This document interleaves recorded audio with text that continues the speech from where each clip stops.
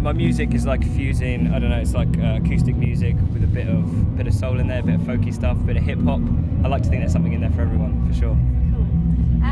And the way you create your music, you were saying to me, obviously. Yeah, I use sort of various effects pedals and stuff, mixed with like like beatboxing, guitar, a bass synthesizer which turns my voice into a sort of a bass synth type sound.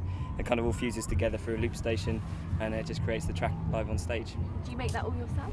Yeah, I do it on stage. You'll see, just build up as I go. Oh, can't wait. Yeah, so. Do you feel like you've been influenced by anyone, or is this like kind of a new thing? Yeah, for sure. I mean, I was in the forces for a long time, and I just kind of made a snap decision. I always loved music, and my dad said to me one time, you should never, give up on something you think about every single day, and I just think that's just what I really wanted to do. And so I've got a lot of influences from all over, and I just try to take that on board and then do my own thing with it, really. And that's what I'm doing. So is this your first time at OsFest? This is my first time at OsFest, yeah. And are you excited to play? Yeah, I can't wait. It's been a good crowd. I've got a good set time, good stage time, so it's quite busy, and I'm looking forward to it. Yeah, I think cool. like Wiley's just after you, so yeah, that's cool. Yeah, it's gonna be cool. Looking forward to that. Is there anyone you would like to collaborate with? Intensity. Yeah, I just want to collaborate with everyone, really. I think everyone's great, and I'd like to think that I'm quite adaptable as an artist, and I like to fuse together like loads of different stuff. So there's nothing that I think, that wouldn't work with me, but I'd like to just try and make it work with everyone. So if anyone wants to collaborate with me, then cool, I'm up for it, definitely. So who have you toured with? Like, you've supported people on their tour. Who have you TICH, Strider, Labyrinth. This is a name drop question, is it? Yeah, it's a name drop. I won't have to put it in for you. Okay. Yeah, I've sort of toured some really, really good acoustic artists. My favourite type of artists are the ones that are just in a cross between having a really, really big fan base and being signed by a label and being very commercial. And there's like that crossover section where it's just really, really good music, raw music. And those are my favourite type of artists to tour with and do gigs with. Do you feel like once you get to that signed stage, would you be worried about like your music having to change? Well, I don't think so. I think this day and age, you just kind of got to do what the label says, really. And if it's a bunch of crap, then you've got to do it. But as long as you love doing it, that's great. And once you've built your fan base up and everyone appreciates what you're doing, then you can just do what you want, I think. So have you got a label? I'm signed to a management label, yeah, Future Music. Yeah, they'll love that shout out that I just did for them there. They will. So is there an upcoming album you're working on? There's another EP coming out. Obviously my EP last year, Making Moves, was quite good. Quite successful, more than I thought. So it was a live recording, so we didn't expect to do that well, but it did really, really, really well, and it went really high up in the iTunes playlist. That was cool. This new one is going to be a properly recorded EP with all my new stuff on it. Slightly different vibe, more energy, more passion, and more. You can tell, I think, on these tracks that I've actually gone from doing it because I, just for fun as a hobby, to actually this is what I want to do now, and this is it. Yeah. So yeah. So where can you download your music at the moment? You can get my music on YouTube or Facebook, Twitter, every social media outlet that you can think of. You can definitely get hold of Remedysounds. You can even download it illegally. My mates were like, after I released my first EP, they're like, I just downloaded your EP illegally. It's only been on there for a day. And what do you feel about that? As long as people are listening to it, that's important, isn't it? Yeah. Wouldn't mind the money though. If people just download it properly, never mind. So have you got an upcoming tour gigs?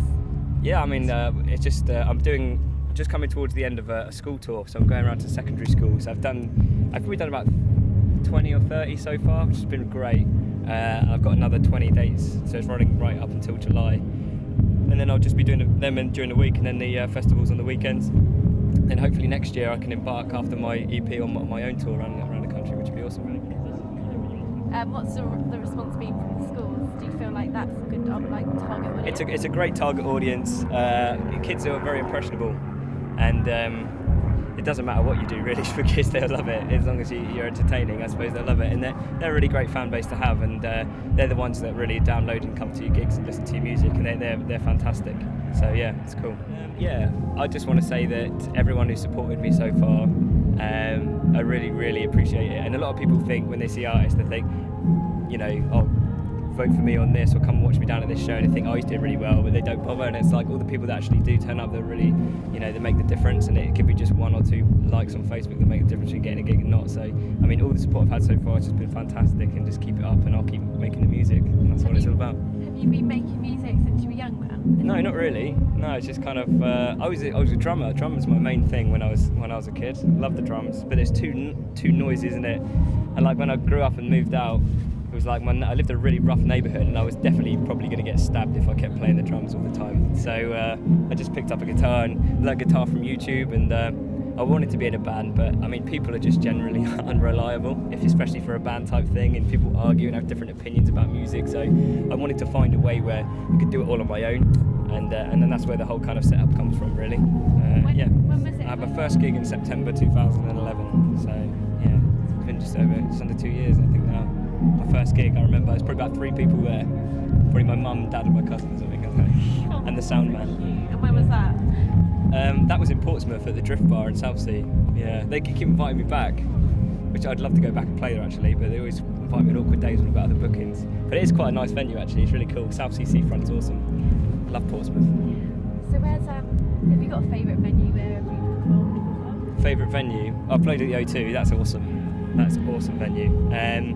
But I mean, as far as intimate venues are concerned, like cool venues, I really like the Wedgwood Rooms in Portsmouth.